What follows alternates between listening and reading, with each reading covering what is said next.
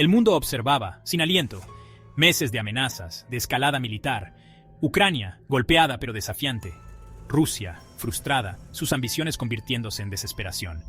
Los diplomáticos, una vez llenos de esperanza, ahora hablaban en voz baja y sombría. Los informes del frente hablaban de una ofensiva final y desesperada. Las familias se apiñaban alrededor de las parpadeantes pantallas de televisión. La luz azul se reflejaba en sus ojos abiertos por el miedo.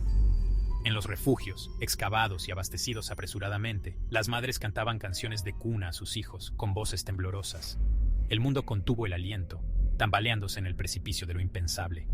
La noche fue desgarrada por un destello cegador. El cielo se tornó de un verde antinatural y furioso. La tierra se estremeció. Una onda sísmica recorrió los continentes.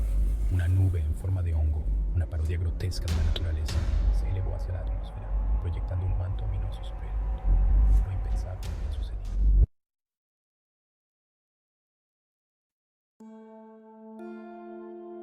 Las consecuencias inmediatas fueron caóticas.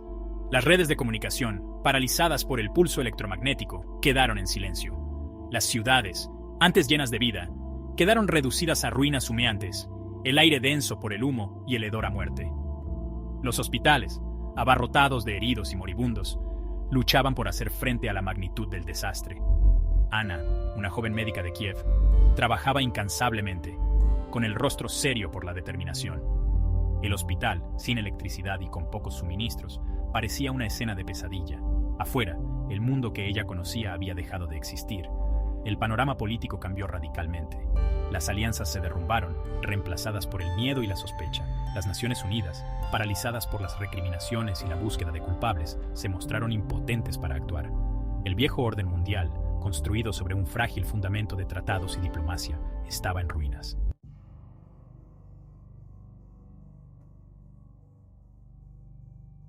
Los años se convirtieron en décadas. El planeta, marcado y envenenado por la radiación, luchaba por sanar. Los afortunados, que se salvaron de los efectos inmediatos de las explosiones, se enfrentaron a un nuevo enemigo, la enfermedad por radiación, un asesino insidioso y progresivo. Las cosechas se perdieron, las fuentes de agua se contaminaron y la hambruna se apoderó de la tierra. Los supervivientes, endurecidos por la pérdida y las privaciones, formaron comunidades improvisadas, buscando restos a la sombra de las ciudades muertas.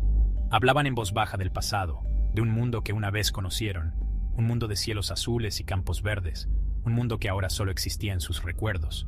Los afortunados encontraron consuelo en los demás, en el simple acto de supervivencia. Reconstruyeron lenta y dolorosamente, aferrándose a la esperanza como a un salvavidas. Los niños, nacidos en esta nueva y dura realidad, jugaban entre las ruinas. Su risa era un acto desafiante de esperanza.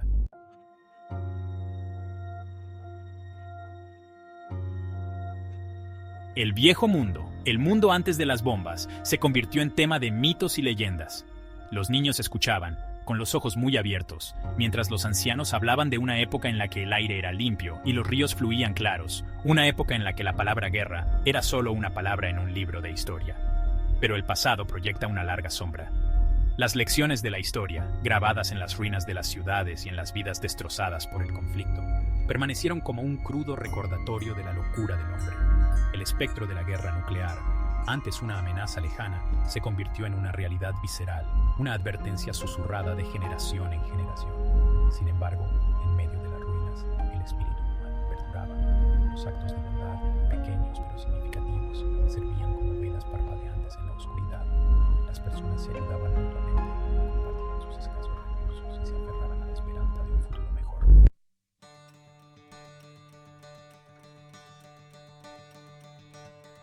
El camino a seguir es largo y está lleno de peligros. El mundo, cambiado para siempre, lleva las cicatrices de su pasado. Pero incluso en los momentos más oscuros, el espíritu humano, esa llama indomable, se niega a extinguirse. El futuro sigue sin escribirse, una página en blanco en la que la humanidad debe ahora escribir su destino. ¿Aprenderemos de los errores del pasado? ¿Abandonaremos por fin el camino de la guerra y abrazaremos un futuro de paz y cooperación? Las respuestas a estas preguntas están dentro de cada uno de nosotros. El futuro no está predeterminado.